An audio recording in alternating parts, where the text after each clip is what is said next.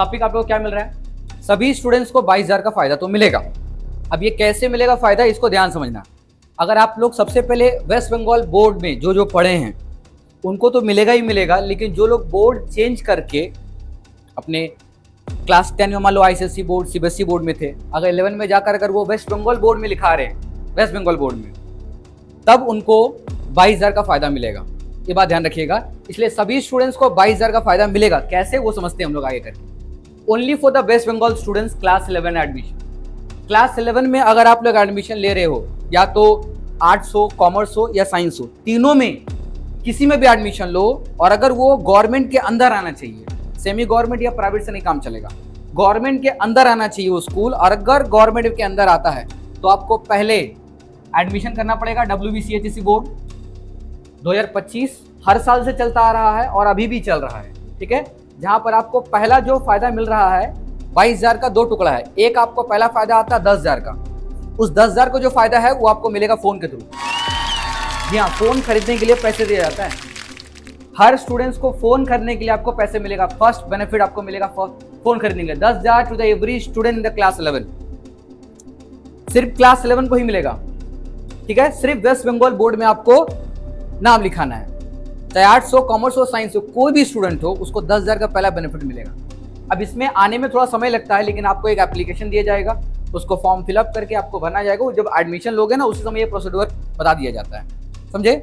और ये 10,000 सभी को मिलता ही मिलता है। हाँ, लेकिन एक बात ध्यान रखना, कई स्टूडेंट्स ऐसे भी हुआ है जिनको 10,000 मिलने में दिक्कत आया। वो कारण है उस स्टूडेंट्स का डॉक्यूमेंट।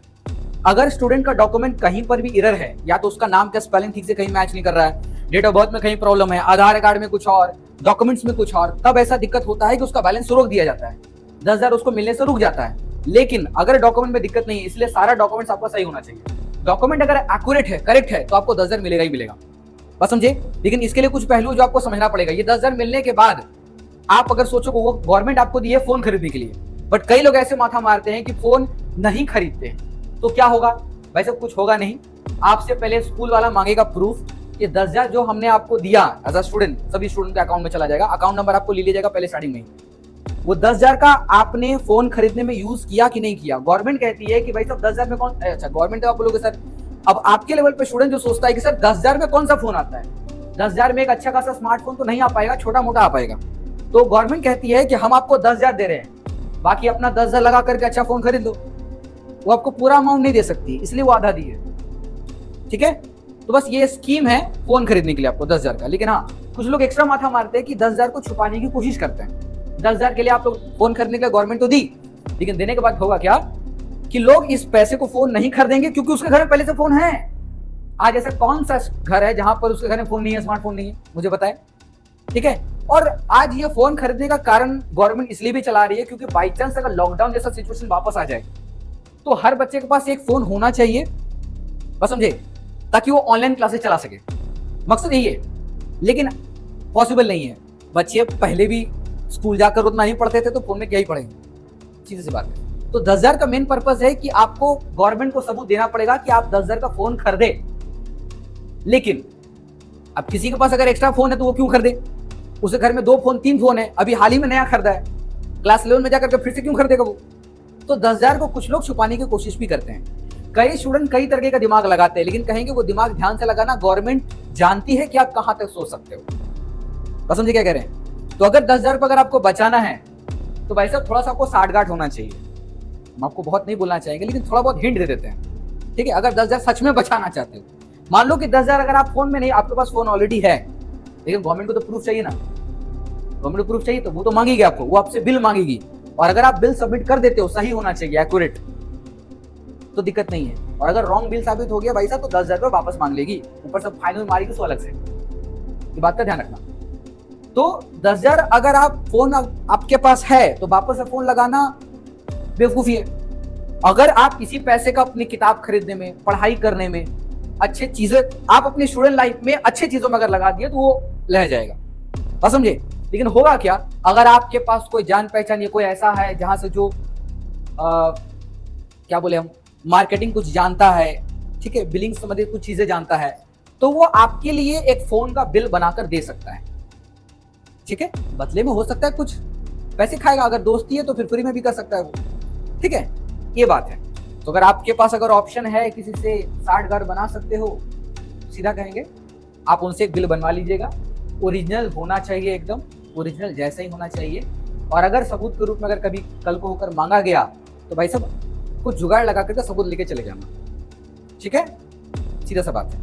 आपका अगर कोई फोन, अगर मान लो कि फोन अभी भी कोई अगर अभी आप चला रहे हो, अगर आपके पास घर में अगर कोई नया फोन है तो कोई दिक्कत वाला बात नहीं, उसी फोन को जाकर दिखा देना एक फोन है, ठीक है, बस। और जो जिससे आप साठगांठ है उससे जाकर बिलिंग में दिखा देना, डेट बढ़ा देना, काम खत्म, आराम से पता चल जाएगा, उसको तो पता भी नहीं चलेगा, कर जाएगा, कोई दिक्कत नहीं है। बस क्या है कि आपके पास प्रूफ होना चाहिए, डब्बा थोड़ा सा नया होगा तो अच्छी बात है। ज्यादातर ऐसे मांगने का चांसेस कम होता है कि वो डब्बा मांगेगा, मेन बिल ही मांगता है, अगर डाउट होता है तब जाकर मांगता है। अगर आप बिल जमा कर देते हो तो कोई दिक्कत नहीं है। कई लोग बिल जमा करने में घबराते हैं तो कई लोग नया फोन खरीद लेते हैं, ठीक है, जिनके पास नहीं है वो खरीद लेते हैं पैसे लगा करके, ठीक है। और अगर है तो फिर क्यों खरीदना, फिर अच्छे कामों के लिए लगाइए, आप इस पैसे के लिए अपने पढ़ाई पर खर्च कीजिए तो ज्यादा बेहतर होगा, पसंद में आया। इसलिए यहाँ पर बड़े बड़े लग्जरी फोन है भाई साहब, आप मान लो किसी को 10,000 मिला, बोलेगा आईफोन खरीदना है मेरे को, मम्मी से बोलेगा मम्मी यार 50,000 रुपये लाओ, 60,000 का आईफोन ले आते हैं, आईफोन 13, 15 तो नहीं पहुंचेंगे, 13 तो ले ही सकते हैं, 50,000 60,000 मिल जाएगा उसको आराम से। तो ऐसा मत बाबू, आईफोन का चक्कर मत रह जाना, कई स्टूडेंट्स आईफोन चक्कर में बर्बाद हो गए। तो एक अच्छा खासा फोन ले लेना, सेंसर अच्छा होना चाहिए, कैमरा अच्छा होना चाहिए। स्टूडेंट के लिए बेस्ट फोन अगर मेरे हिसाब से अगर देखा जाए उसमें 2-3 चीज फीचर हमेशा अच्छा होना चाहिए।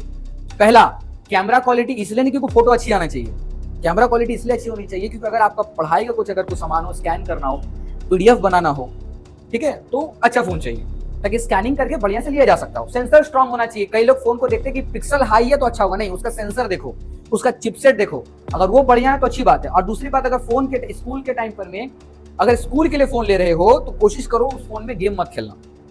अगर गेम खेलना चाहते हो बाबू तो गेमिंग के लिए अलग फोन आता है, ठीक है, और महंगा होता है वो सब, बढ़िया चिपसेट, तो गेमिंग के लिए यूज मत करना, तो फोन आपका सही रहेगा। मैक्सिमम स्टूडेंट अपने ही फोन में गेम खेलना स्टार्ट करते हैं कि अपने फोन का सत्यानाश कर देते हैं, गेम खेल के उसका प्रोसेसर डाउन हो जाता है, बैटरी घट जाती है। स्टूडेंट लाइफ में 2-3 चीज ध्यान रखना पड़ता है, एक होता है सबसे तगड़ा प्रोसेसर होना चाहिए, प्रोसेसर अच्छा होना चाहिए, ठीक है, मीडियाटेक का प्रोसेसर, अच्छी प्रोसेसर आती है, तो थोड़ा सा आप रिसर्च जरूर कर ले इसके बारे में, अच्छा प्रोसेसर का फोन लो तो बेहतर होगा। दूसरा, कैमरा क्वालिटी अच्छा होना चाहिए। तीसरा, बैटरी बैकअप आपको अच्छा चाहिए, बैटरी बैकअप अच्छा होने से क्या होगा, आपके पास कम से कम टिकेगा। आज के टाइम पर अगर किसी भी फोन में अगर 5,000 बैटरी से अगर नीचे बाबू तो ऐसा फोन आपको नहीं लेना चाहिए, हम आपको सीधा कह रहे हैं, किसी भी फोन में अगर 5,000 से कम है उसकी बैटरी पावर तो नहीं लेना चाहिए, ज्यादा होना चाहिए। और आज के टाइम पर रैम रोम भी थोड़ा सा जरूरी हो चुका है। आज मैक्सिमम टाइम पर किएगा फोन से चिपसेट निकाल दिया, चिपसेट कहने का मतलब यहाँ पर ये चिप है, मेमोरी कार्ड, पहले के टाइम पर सेकेंडरी मेमोरी डाल सकते थे, आज नहीं डाल पाते, तो आज सब इंटरनल है। तो इसीलिए आपको ऐसा फोन लेना चाहिए जिसमें रैम एटलीस्ट हम कहेंगे आज के टाइम पर 6 GB रैम होना चाहिए, कंपलसरी फॉर ऑल, क्योंकि आज का इतना हैवी भारी भरकम सब एप्लीकेशन है ना, उसको रन करने के लिए जगह चाहिए, तो मिनिमम 6 GB का रैम होना चाहिए, बात ध्यान रखना। और मिनिमम अगर आपके पास थोड़े एक्स्ट्रा पैसे हैं तो लगाकर 128 GB का रोम जरूर लेना, उसमें रैम 6 GB और 128 GB लेना बेस्ट है आपके लिए, ठीक है। उससे क्या है कि 128 GB में आपका डेटा जल्दी फुल तो नहीं होगा, ठीक है, धीरे धीरे क्लीन करोगे तो अच्छी बात है, फालतू को खाली एप्लीकेशन डाउनलोड मत कर लेना, अरे उसके कारण थोड़ा ज्यादा फुल हो जाता है, बस समझे। फोन अच्छा लेना, अगर लेना है तो बढ़िया फोन लेना, पसंद में आया, ठीक है। बढ़िया फोन अगर 20,000 की कैटेगरी में आराम से आ जाता है, समझे। और अगर किसी को फिर भी ना समझ में आया तो मुझसे सजेशन मांग लेना, हम आपको सजेस्ट कर देंगे। अगर किसी को सच में लेना है तो अगर आपको अगर ऑनलाइन देख रहा है तो वो मुझे कमेंट कर देना, हम उसके साथ गाइड कर देंगे कि अगर 20,000 के रेंज में कौन सा अच्छा फोन है, मुझे बोलेगा मार्क करने के लिए, आपको मार्क कर देंगे कि ऐसी कैटेगरी का फोन ले लें, बेस्ट रहेगा आपके लिए, और समझे, तो ये आपके लिए फायदा। अगर नहीं लेना चाहते हो तो फिर कोई दिक्कत नहीं, आपके पास घर में फोन है तो आप फोन का पैसा बचाइए, लेकिन बिल जरूर बनवाइए, है ना, बिना बिल का फोन का बिल काट देगा, चला जाएगा वापस, ठीक है, पेनल्टी के साथ आपको भरना पड़ेगा। तो ये बात का ध्यान रखना, इस तरीके से आपको 10,000 का फायदा मिलेगा, हर स्टूडेंट को मिलेगा। डॉक्यूमेंट सही होना चाहिए बस, अगर डॉक्यूमेंट में गड़बड़ हुआ तो पेंडिंग कर देगा, लेकिन स्कूल वाले सपोर्टिव होते हैं। अगर आपसे कुछ गलती हुई है तो स्कूल वाले को जाकर इन्फॉर्म करो, आप एप्लीकेशन लिख कर दोगे, इस कारण से हुआ है, आपकी गलतियां कहाँ कहाँ हुआ है, तो वो जाकर आपको बता देंगे।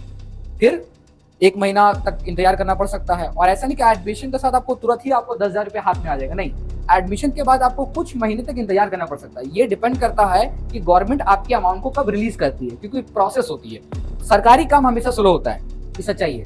पहले आप एडमिशन लोगे, एप्लीकेशन भरोगे, एप्लीकेशन फॉर्म भरने के बाद में सबका लाइन टू आप हो, कल कोई नहीं आया, प्री आया, ऐसे करते करते वो जाएगा गवर्नमेंट के पास, सेंक्शन होगा, उसके पास प्रूफ होगा, उसको तहकीकात की जाएगी। इसलिए आज के टाइम पर एडमिशन में आपका आधार कार्ड भी लिया जाता है, बैंक अकाउंट भी लिया जाता है, सब कुछ वेरीफाई करने के लिए। और बैंक अकाउंट वही देना, आपको ध्यान रखना पड़ेगा बाबू। अगर आप चाहते हो कि आपको 10,000 मिले तो एक बात का विशेष रूप से ध्यान देना, बैंक अकाउंट आपके नाम पर होना चाहिए।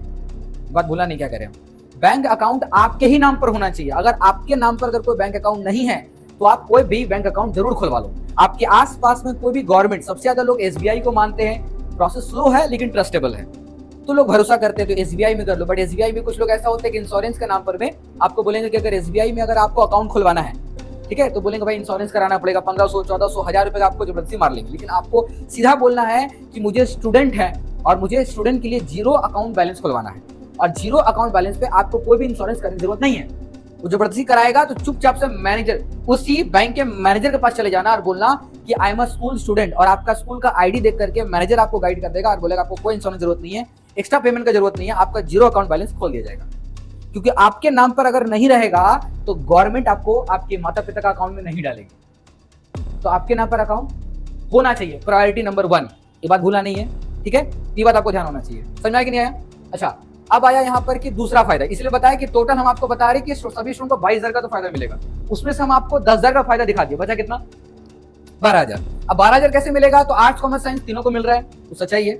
अब जो 12,000 जो मिलेगा आपको, वो मिलेगा स्वामी विवेकानंद के कारण से। अभी स्वामी विवेकानंद के कारण से क्यों मिलेगा? क्योंकि हमारे बंगाल में ना स्वामी विवेकानंद के नाम से स्कॉलरशिप चलता है, जिसका शॉर्ट में अगर आप कभी भी गूगल में कभी भी अगर ये नाम सर्च करोगे, SVMCM, इसको नोट डाउन कर सकते हो, SVMCM, ये कुछ और नहीं है बल्कि ये स्वामी विवेकानंद का स्कॉलरशिप का नाम है। ये समझ में आया?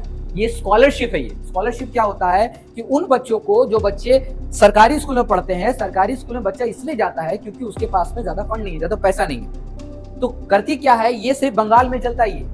और वेस्ट बंगाल में क्या होता है कि ऐसा स्कॉलरशिप है कि हर स्टूडेंट्स को पढ़ने के लिए पैसा दिया जाता है, ठीक है, हर स्टूडेंट्स को पढ़ने के लिए आपको पैसा दिया जाता है। लेकिन इसके लिए भी आपको एप्लीकेशन ठीक ठाक से भरना पड़ेगा।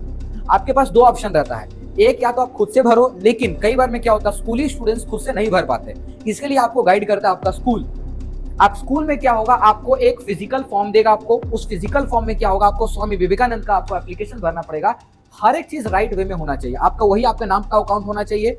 आपको वो भी बता देंगे क्या क्या लगेगा, ठीक है। पहले ये समझो कि ये है आपके पास क्या लिखा वहां पर, SVMCM अमाउंट मनी, ये सिर्फ यही नाम डालोगे आपके पास आ जाएगा नाम, ठीक है, स्वामी विवेकानंद तो खुल जाएगा। सिर्फ और सिर्फ आपको ये लगता नहीं, ये पता है ये स्कूल में सभी को मिलता है, कईयों को तो ये भी नहीं पता है कि क्लास 10 में भी मिलता था, लेकिन कभी जानते ही नहीं थे स्कॉलरशिप के बारे में। इसलिए हम जानते हैं, हम चाहते हैं कि हर स्टूडेंट्स को स्कॉलरशिप के बारे में पता चलना चाहिए।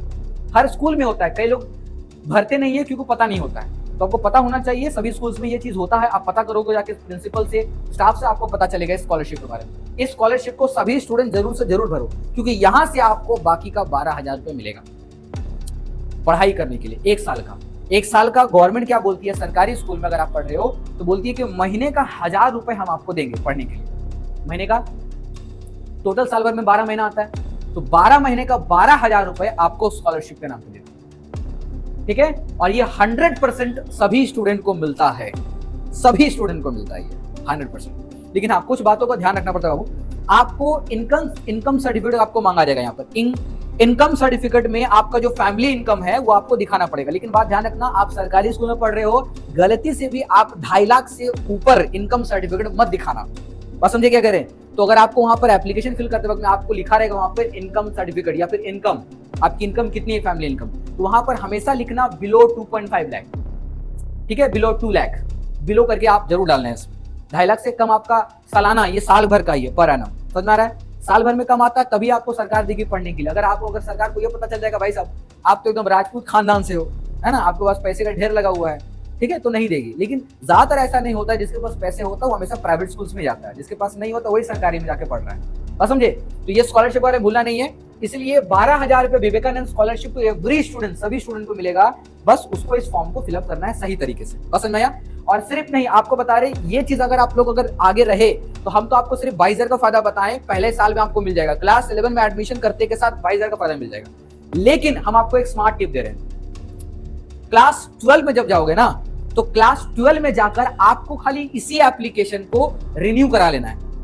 क्या करना है? रिन्यू कर लेना है। रिन्यू करने से क्या होगा, आपको क्लास 12 में भी 12,000 और मिलेगा।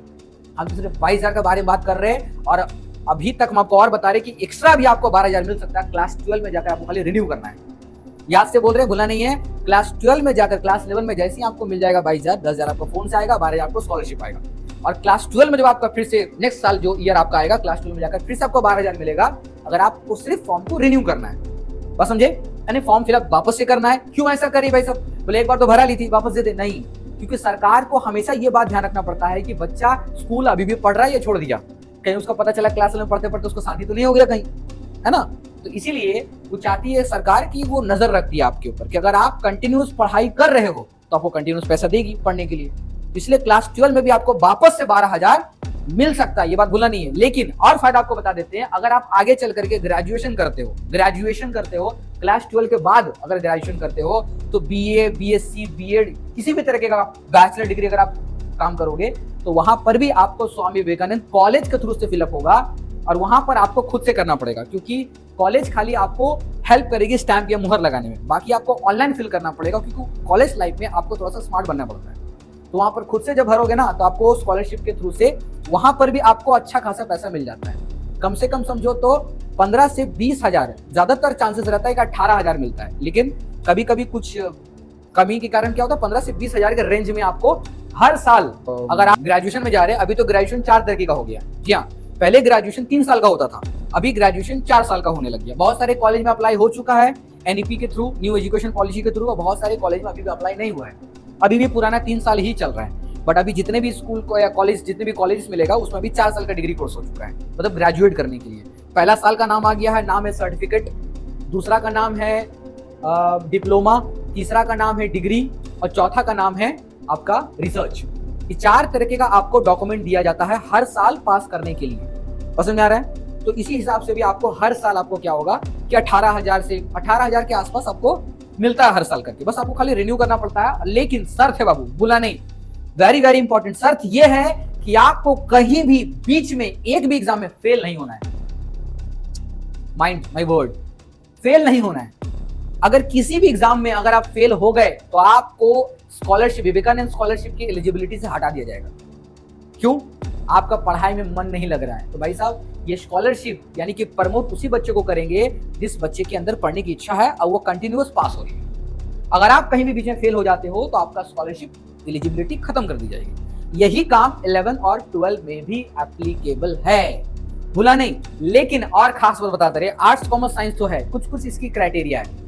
क्राइटेरिया ये है ना कि हमारे गवर्नमेंट में ये कहती है क्लास 11 में तो जा रहे हो, लेकिन इसको मिनिमम 55%, कभी कभी 45% भी देती है ओबीसी वाले के लिए, एसटी एससी वाले के लिए, मतलब नीचे जाति वाले, जिसके पास कास्ट सर्टिफिकेट नहीं है। जिसके पास जनरल कैटेगरी में आते हैं उनका कुछ स्कूल्स बोलती है कि 55% से ऊपर होना चाहिए, कुछ स्कूल बोलती है कि 60% से। तो बोलती है कि आपका जो मार्क्स है ओवरऑल 55 से 60% से ऊपर आना चाहिए। ठीक है, अगर इससे ऊपर है तो आपको स्कॉलरशिप दिया जाएगा। लेकिन अगर किसी का अगर मान लो कि बहुत ही स्कोर कम है, मार्क्स कम है, परसेंटेज कम है, तो वहां पर हो सकता है किसी कारण से सरकार आपको पैसे, ये स्कॉलरशिप देने से रोक देगी। 10,000 का फोन वाला आपको दे देगी, लेकिन ये स्कॉलरशिप आपको रोक देगी। कारण होगा कि आप एलिजिबिलिटी क्रॉस नहीं कर पाए, क्योंकि वो चाहती है कि थोड़े आप अच्छे ग्रेड से, आपको नहीं बोले 90% लाइए, लेकिन वो कहती है 55 से 60% तो आपका होना चाहिए मार्क्स, और हर साल में। पसंद आया? ठीक है, अब किसी भी सेमेस्टर में आपको फेल नहीं होना है, तो बात ध्यान रखो। 11 में भी फेल नहीं होना है, 12 में फेल नहीं होगा। जैसे फेल होगा एलिजिबिलिटी हटा दी जाएगी। बुद्धि भैया क्या करें हम? समझ में आ रहा है कि नहीं है? अब बात है ये कि क्या क्या डॉक्यूमेंट लगेगा। ठीक है, ये आपके पास वेबसाइट है SVM CM, इसको अगर आप लोग सर्च करोगे, देखो ऐसा करके ये आपको स्कूल से प्रोवाइड करेगा। ऐसा एक फॉर्म होगा जो आपको स्कूल से प्रोवाइड करेगा। ठीक है, और भी कई तरह का होगा। मेनली ये है ना, ये इनकम सर्टिफिकेट है, ये इनकम सर्टिफिकेट का ये, इसके साथ एप्लीकेशन आपको 3-4 पेज का हो सकता है, वो भरना पड़ेगा। ये आपके पास में इनकम सर्टिफिकेट। अगर किसी के पास इनकम सर्टिफिकेट नहीं है तो आप लोग अपने nearest panchayat, nearest block, nearest जो भी आपके पास कॉर्पोरेशन, कुछ भी अगर आपके पास नियरेस्ट कोई MLA हो, कोई प्रधान हो, उसके पास जाकर आपको एक फॉर्म होता है, ठीक है, इनकम सर्टिफिकेट का, आपको, ठीक है, अपने फैमिली के नाम से, अपने पिता के नाम से आपको क्या करना पड़ेगा, एक इनकम सर्टिफिकेट बना लेना पड़ेगा। ठीक है, वहां पर आधार कार्ड लिया जाएगा, मुहर मार के आपको देगी, बस।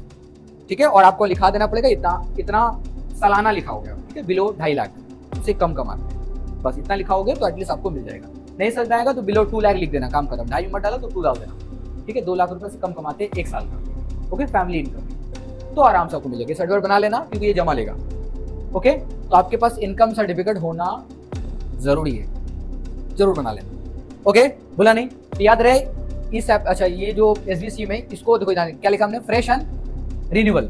तो फ्रेश जो अभी नया नया भरेंगे, और रिन्यूअल जो पिछले साल भरे थे उनको मिला था, फिर साल भरेंगे उसको रिन्यूअल कहते हैं, ओके। और देखो ये पूरा वेबसाइट है, ये एग्जैक्टली वेबसाइट का नेम है, आप लोग उसको पूरा नोट डाउन कर लो। आप लोग यही डिट्टो जाकर सर्च करोगे, वेबसाइट एकदम सामने आ जाएगा, sbmcm.co.in।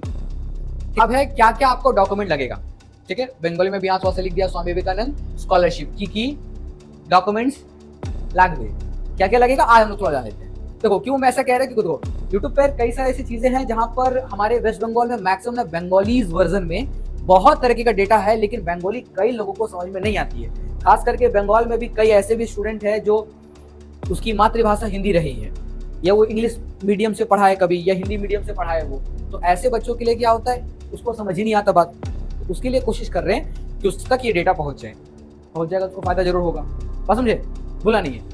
तो ये डॉक्यूमेंट क्या क्या रिक्वायर्ड होगा, ये हम लाइन से हर डॉक्यूमेंट के बारे में यहाँ पर हम लिख के रखे हैं, ठीक है। बस आपको समझा दे रहे क्या क्या लगेगा, इस बात का आपको विशेष रूप से ध्यान देना पड़ेगा, बस चीजें ध्यान रखना पड़ेगा। पहला एसेंशियल डॉक्यूमेंट क्या क्या लगेगा आपको, पहला आपको लगेगा कि marksheet of the previous examination, this is usually the माध्यमिक क्लास 10 और द इक्विवेलेंट। वो कहता है कि जैसे आप क्लास 11 में कदम रखोगे तो पहला आपको मार्कशीट चाहिए क्लास 10 का, माध्यमिक आपको मार्कशीट लगेगा, उसका आपको जेरोक्स करके देना पड़ेगा उसको, ठीक है। दूसरा चाहिए एडमिशन रिसिप्ट। एडमिशन रिसिप्ट मतलब होता है कि आप जिस स्कूल में एडमिशन लिए हो उस स्कूल का रिसिप्ट, वो स्कूल का रिसिप्ट आपको स्कूल वाला ही प्रोवाइड करेगा, और समझे। तो स्कूल रिसिप्ट के लिए टेंशन नहीं है, ये आपको स्कूल वाला ही अटैच करके दे देगा, उस स्कूल की जिम्मेदारी है, ये आपकी जिम्मेदारी है, मार्कशीट ले जाना। दूसरा है इनकम सर्टिफिकेट, इसके बारे में हम बोले, इनकम सर्टिफिकेट चाहिए ही चाहिए एकदम। This document is needed to the demonstrate your family's income, very important. हम यहाँ पर हर बात को यहाँ लिख कर रख दी बाबू आपके लिए, आपके फैमिली इनकम को जानने के लिए, क्योंकि स्कॉलरशिप उसी को मिलता है जिसके पास फैमिली इनकम कम है, इसलिए इनकम सर्टिफिकेट चाहिए। अगर आपके पास है तो बना लीजिए, नहीं है तो बना लो, सीधा सा बात है। लेकिन हाँ, कभी कभी क्या होता है कि विवेकानंद के साथ में एक और स्कॉलरशिप भी मिलता है, भूला नहीं है, ये सिर्फ लड़कियों के लिए, सिर्फ लड़कियों के लिए एक और स्कॉलरशिप है, अगर आप उसको भर सकते हो तो उसको भी जरूर भरना। उसका नाम है कन्याश्री, शायद क्लास 10 में भी आप लोग भरे थे ना, मिला था, नहीं मिला था अभी तक में, जाकर भरना। कन्याश्री आता है, लेकिन वो कन्याश्री में देखता है कई बार जाति होती सब, टाइटल वाइटल सब देखता है वो, ठीक है। तो टाइटल देख करके कई बार कन्याश्री में देखना, लेकिन फिर भी भरना जरूर, कन्याश्री होगा तो कन्याश्री भी भरना, ठीक है। जहां तक चांसेस होता है दो में से किसी एक ही स्कॉलरशिप में आता है, कन्याश्री में शायद कम आए या इसमें वो भी सबसे बेहतर स्वामी विवेकानंद मुझे स्कॉलरशिप लगता है। क्यों लगता है, क्योंकि इसमें पैसे आते हैं, इसलिए लगता है, ठीक है। आने के चांसेस 100% होता है, अगर आप सब कुछ सही है तो आपको विवेकानंद स्कॉलरशिप से 100% आपको पैसा आएगा अकाउंट, बस समझे, बस इंतजार करना पड़ता है। दूसरा डोमिसाइल सर्टिफिकेट, ये क्या होता है डोमिसाइल सर्टिफिकेट? इसका बहुत इजी सा मतलब है कि आप वेस्ट बंगाल में रहते हो, इस बात का प्रूफ चाहिए। उस बात का प्रूफ होगा आपके पास में आधार कार्ड।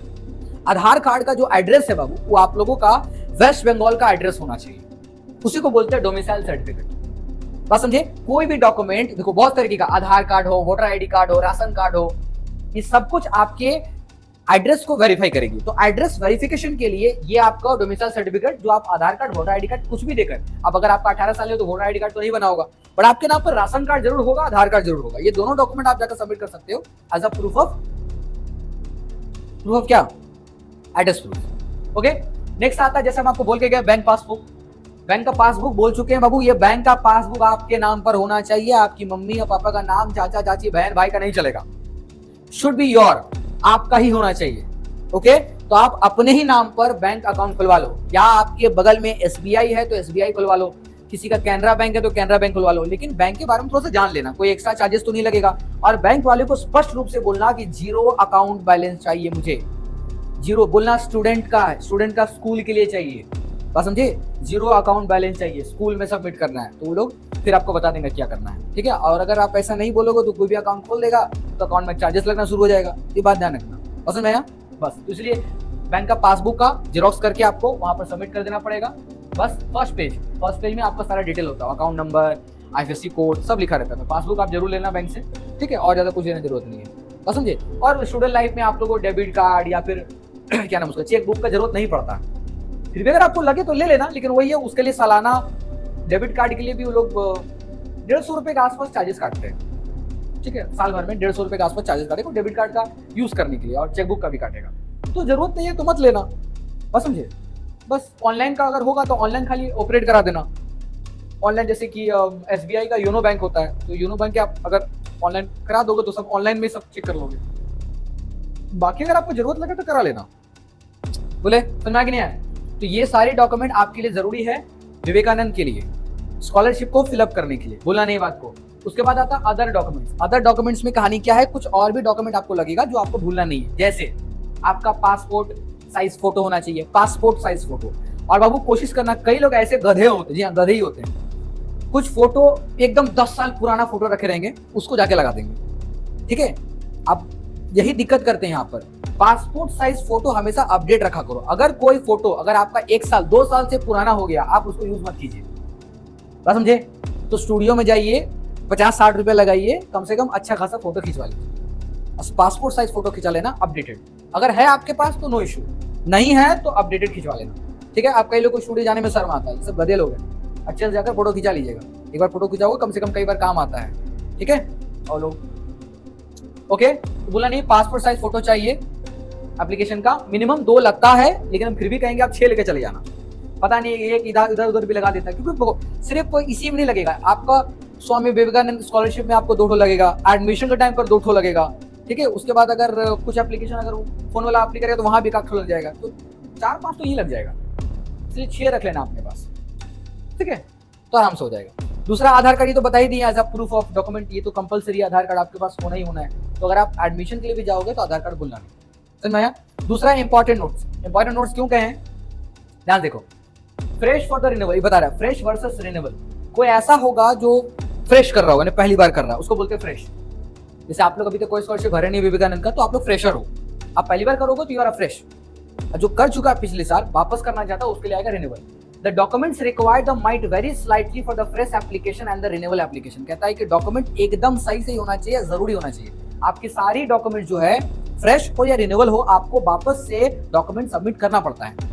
फ्रेश हो तो भी करना पड़ेगा, और आप रिन्यूअल कराना चाहते हो तो भी आपको डॉक्यूमेंट जेरोक्स करके जो जो रिक्वायरमेंट है उसको आपको सबमिट करना जरूरी पड़ता है, और समझे।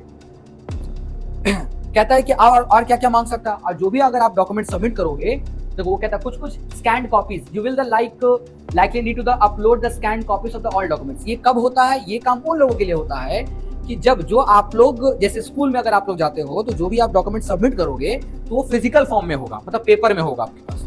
तो स्कूल वाले क्या करेंगे, उसी को स्कैन करेंगे बाय द प्रिंटर, स्कैनर के थ्रू से करेंगे, और प्रिंट करने के बाद उसको एक डॉक्यूमेंट फाइल बनाकर अपलोड करेंगे। लेकिन अगर आप खुद से आगे चलकर अगर ऑनलाइन में अगर इस फॉर्म को आप भरना चाहते हो तो आपके पास स्कैनर होना चाहिए, और सारे डॉक्यूमेंट्स को स्कैन करके फाइल बनाना पड़ेगा और उसको सबमिट करना पड़ेगा, बस समझ में आया। इसलिए कहा है स्कैन्ड कॉपीज। तो ये उन लोगों के लिए जो खुद से फॉर्म फिलअप कर रहे हैं कंप्यूटर के थ्रू, तो उन सबको सारे डॉक्यूमेंट्स। लेकिन आप स्कूल के थ्रू करा रहे हो तो आपको टेंशन लेने की जरूरत नहीं है, बस समझ में आया।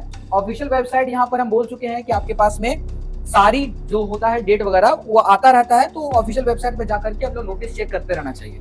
लेकिन फिलहाल क्लास 11 में आपको डरने की जरूरत नहीं है, क्योंकि सारी जिम्मेदारी स्कूल वाला लेता है, तो आपको खाली स्कूल से खाली पूछताछ करते रहना है बस।